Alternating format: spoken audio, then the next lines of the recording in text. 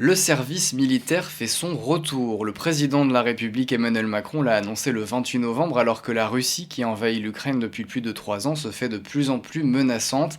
Un service militaire volontaire de 10 mois ouvert aux jeunes Français dès la rentrée de septembre 2026.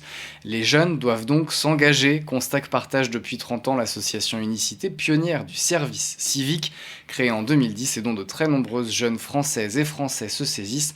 Notre invitée aujourd'hui sur Euradio est présidente exécutive et fondatrice d'Unicité. Bonjour Marie Trélucan. Bonjour. Et merci d'avoir accepté l'invitation d'Euradio. Alors, tout en annonçant le lancement de ce service militaire volontaire, le chef de l'État a aussi tenu à préciser que le service civique jouerait un rôle dans la mobilisation de la nation, je le cite, et sa préparation aux nouveaux risques. Comment avez-vous réagi à ces propos ? J'ai été rassurée que le service civique soit évoqué dans le discours du président de la République, puisque effectivement, j'ose espérer que nous aurons un appel à l'engagement des jeunes sur les grandes problématiques sociétales du pays et du monde, et pas simplement sur ces risques de guerre, et que l'avenir qu'on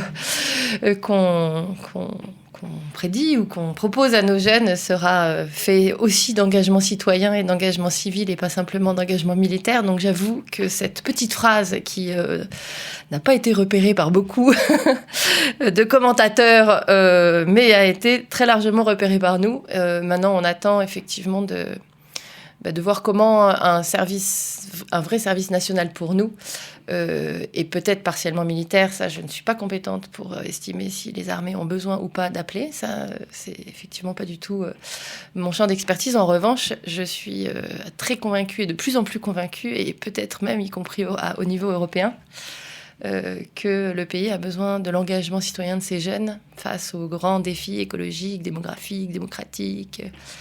Et donc, on attend de voir la suite, et notamment le soutien qui sera apporté au service civique et à sa généralisation. Et pourquoi c'est important d'inclure justement une part de service civique dans ce nouveau service militaire volontaire ?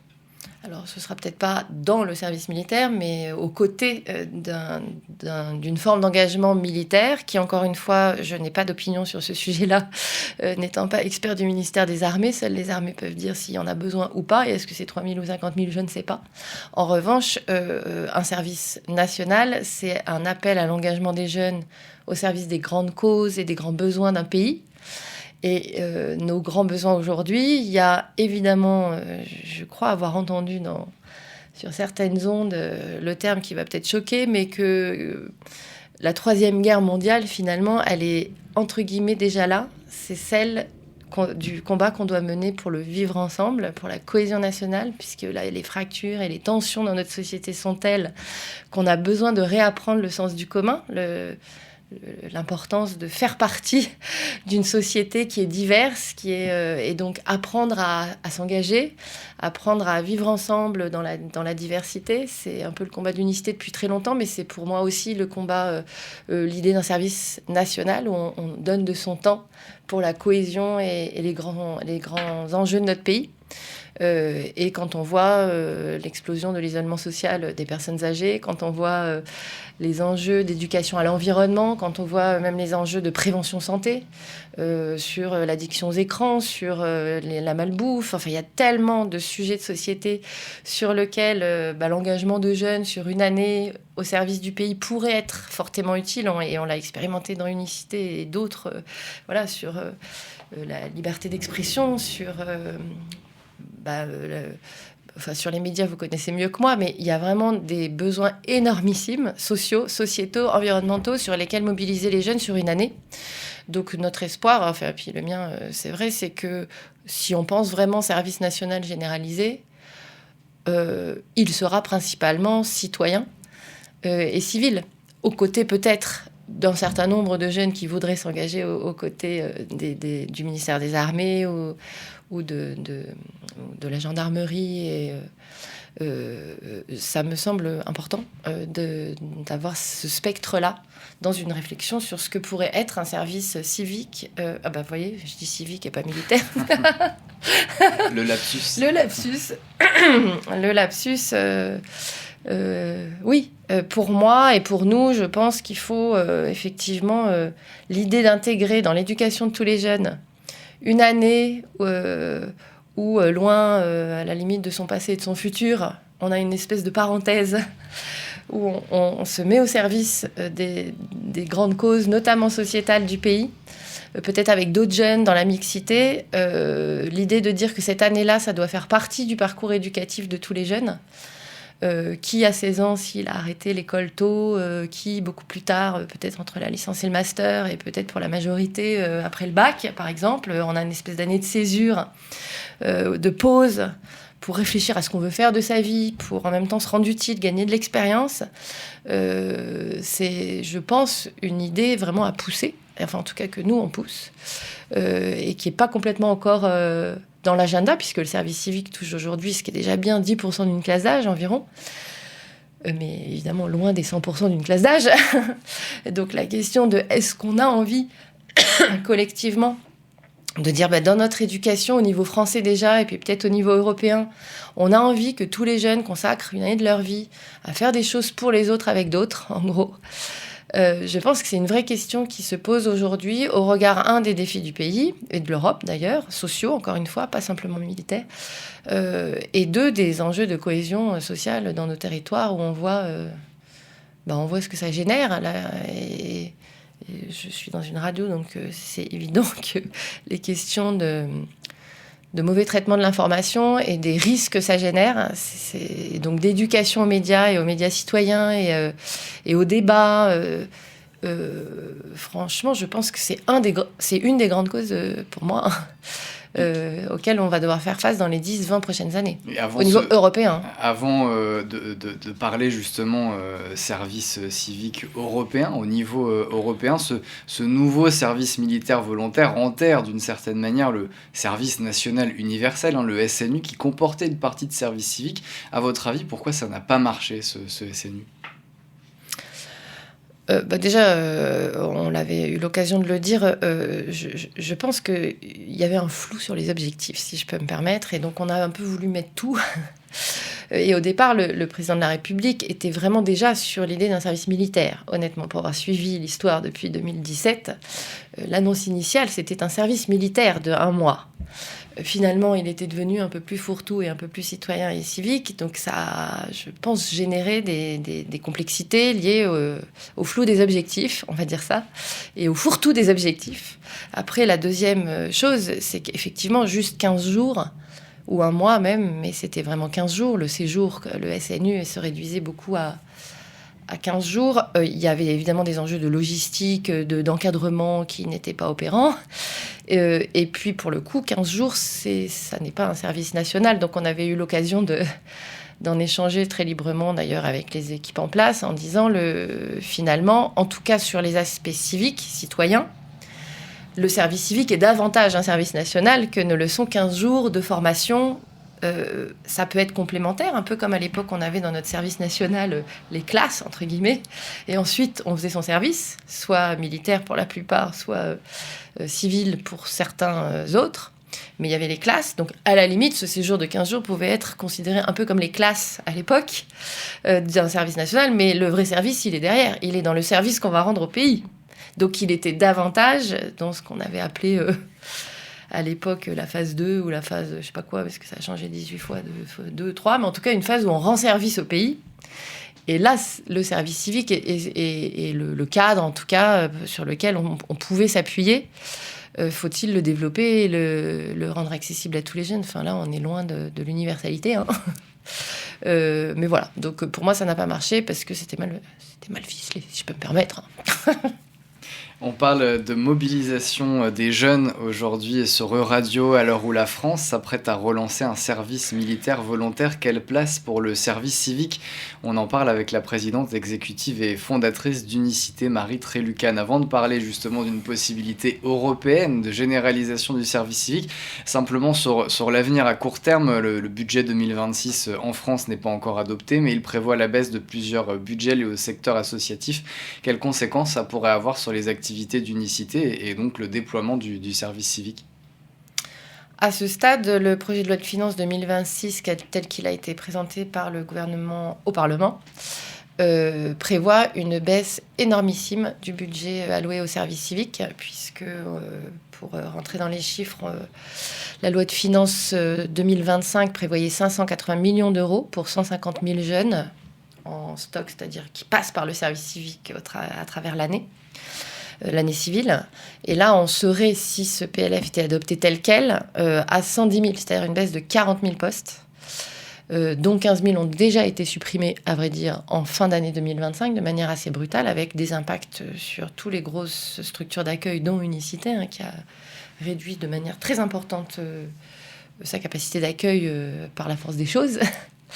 Mais là, ce serait encore plus radical. Donc, j'ose espérer, les discussions en cours avec à la fois les parlementaires et le gouvernement laissent espérer, mais tant que c'est pas fait, à minima qu'on puisse rester à 135 000 postes, c'est-à-dire ce qui existait en fin d'année 2025. Notre souhait, je crois, à tous dans le mouvement associatif et sans doute dans les mouvements de jeunesse aussi, au regard du succès du service civique, de l'intérêt que ça présente pour les jeunes, de l'intérêt que ça présente pour les associations qui les accueillent, aussi pour les services publics. Ils interviennent dans des écoles. Cette année, les écoles auront 2 fois moins de services civiques que l'année dernière. Il y a une baisse énormissime du nombre de jeunes qui sont mobilisés dans les écoles.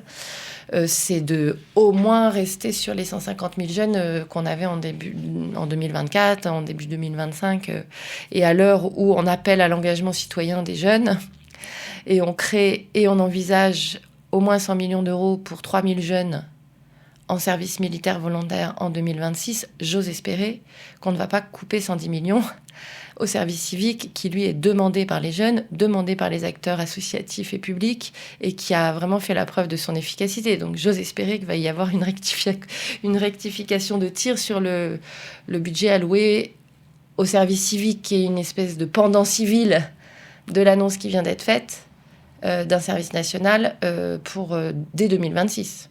Alors, au niveau européen, il n'y a pas encore de service civique généralisé. Il y a un projet que vous avez lancé en 2020 avec le collectif pour un service civique européen qui a obtenu ce projet beaucoup d'avancées ces dernières années. Mais pourquoi est-ce que ça ne va pas plus vite ? Pourquoi est-ce qu'il n'y a pas plus de pays à souscrire à ce projet de service civique européen ?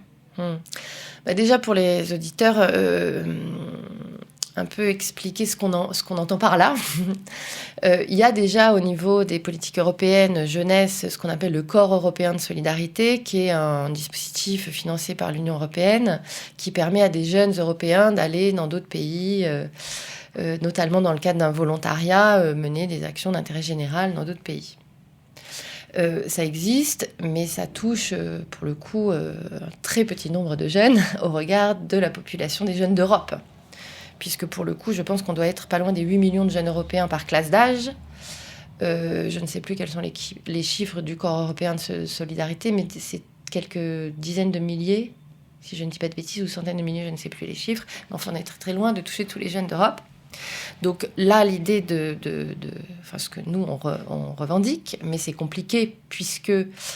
comme vous le savez, en tant que radio européenne, les politiques éducatives, les politiques d'engagement ne relèvent pas des prérogatives de l'Union européenne, relèvent des prérogatives nationales. Donc c'est à chaque pays de décider ce qu'il veut faire. Mais c'est vrai que notre rêve, on va dire, comme citoyen, convaincu par l'importance de consolider l'esprit européen dans la tête des jeunes et dans la tête des populations et donc d'aller plus loin, ce serait que tous les jeunes d'Europe puissent à un moment dans leur vie, un peu ce que je disais tout à l'heure pour la France, consacrer une année de leur vie à s'engager pour l'intérêt général, peut-être partiellement chez eux, c'est l'idée du service civique national, et partiellement dans un autre pays de l'Europe, en créant un espèce de Erasmus du service civique, on va dire. Je m'engage 6 mois chez moi, ou 8 mois chez moi, et 6 mois, 8 mois dans un autre pays. Et donc, je contribue à la fois à mon quartier, à ma ville, et je contribue à la construction européenne, et ça génère...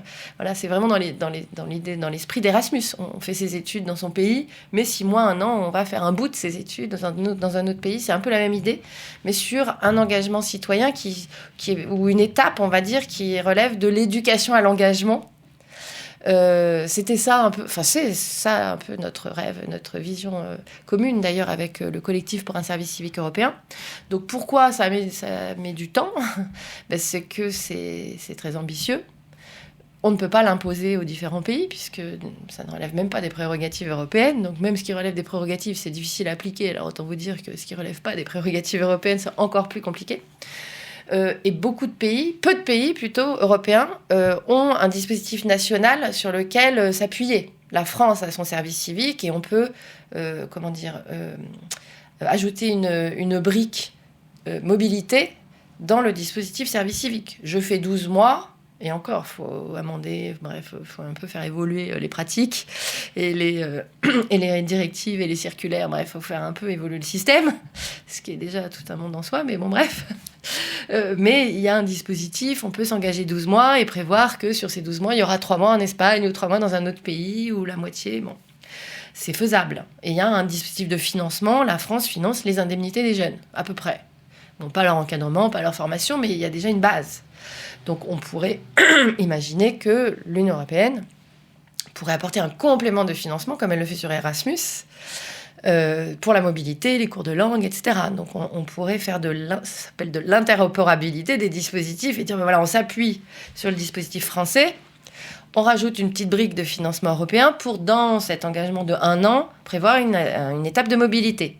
Il y a peu de pays qui ont ça, en fait. Il y a l'Allemagne, il y a l'Italie, il y a un petit peu le Luxembourg, mais que sur certains profils de jeunes, c'est tout petit. Et il y a beaucoup de pays qui n'ont pas l'équivalent de notre service civique français. Donc d'un cadre légal et financier sur lequel s'appuyer. Comment ça s'explique que des pays aujourd'hui n'ont pas ce système-là? C'est quoi? C'est culturel? C'est historique? Je pense que c'est plein de choses différentes et c'est budgétaire aussi. Ça, c'est des choix. Après, il y a des cultures qui sont où le bénévolat, par exemple, comme en Espagne, est très très développé. Est-ce que l'Espagne a envie? Mais l'Espagne, en l'occurrence, l'expérimente sur certaines régions. Et puis, c'est des politiques complètement différentes. L'Espagne est très régionalisée sur les politiques éducatives. Donc, c'est chaque région qui va décider. Et là, aujourd'hui, l'Espagne expérimente, même si le bénévolat est très développé en Espagne, quand même, ils expérimentent d'ailleurs avec le soutien du collectif et d'unicité dans le cadre de coalitions qu'on peut avoir avec des financements européens.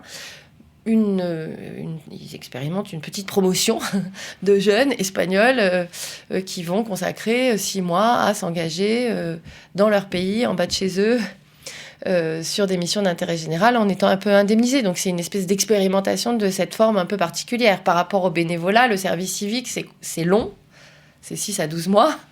Et c'est indemnisé, et il y a des formations, il y a de l'encadrement, donc c'est un peu, on va dire, entre le bénévolat et l'emploi. Et est-ce qu'il faudrait qu'il soit obligatoire, ce service civique européen, à terme? Déjà, la question se pose pour la France. Et donc, dans chaque pays, moi, mon rêve à moi, après, est-ce qu'il faudrait, ça, faut en débattre collectivement, c'est que ça fasse c'est un peu comme l'école, en fait. Pour moi, l'instruction, plus que l'école, est obligatoire. Mais l'école de la République française, on a décidé collectivement, il y a 150 ans, que c'était un socle de connaissances, de compétences, de savoir-être qu'on devait donner à tous nos jeunes, de manière égalitaire. Pour moi, dans ce socle de formation, il doit y avoir un temps que les jeunes, un temps d'apprentissage par l'engagement. Je ne sais pas comment on va dire ça. Donc ça veut dire, à un moment dans la scolarité, on ferait un service civique sur un temps donné pour moi, je pense que ce serait formateur pour tous les jeunes. Après, comme le diable se cache dans les détails et que l'enfer est pavé de bonnes intentions, il faut faire attention au comment pour ne pas dégénérer le contraire de ce qu'on voulait. Là, l'objectif, c'est à la fois de donner aux jeunes un temps de respiration dans leur parcours, de pause, de vrai temps de pause. Et une année scolaire, 6-12 mois, c'est une temps de pause. On est dans un système, surtout en France. C'est moins vrai dans les pays du Nord, le Danemark, l'Allemagne, on fait tous une césure après le bac. Donc dire, on a un temps de pause, de césure, où on fait pas rien, on fait des choses pour la société, on a un petit peu de sous pour quand même manger, et on prend le temps de réfléchir à ce qu'on veut faire, c'est aussi un cadeau qu'on fait aux jeunes, entre guillemets, si tant est qu'on leur confie des choses utiles et que c'est une expérience formatrice où ils n'ont pas l'impression d'être exploités à faire des trucs inintéressants. Donc c'est là où il faut le faire correctement pour que ce soit formateur. Mais moi, je pense que ce serait hyper important en termes éducatifs si on veut préserver les valeurs de fraternité, d'engagement, de citoyenneté, de vivre ensemble, qui pour moi font partie des valeurs européennes. L'engagement et le vivre ensemble donc comme réponse aux problématiques des sociétés européennes actuelles. C'était votre message aujourd'hui sur Euradio. Marie Trélucane, je rappelle que vous êtes présidente exécutive et fondatrice d'Unicité, Unicité qui fête cette année bien tout simplement ses 30 ans. Voilà. Donc, bon anniversaire Merci à Unicité. beaucoup. Merci beaucoup Marie Trélucane d'avoir été avec nous sur Euradio. Merci.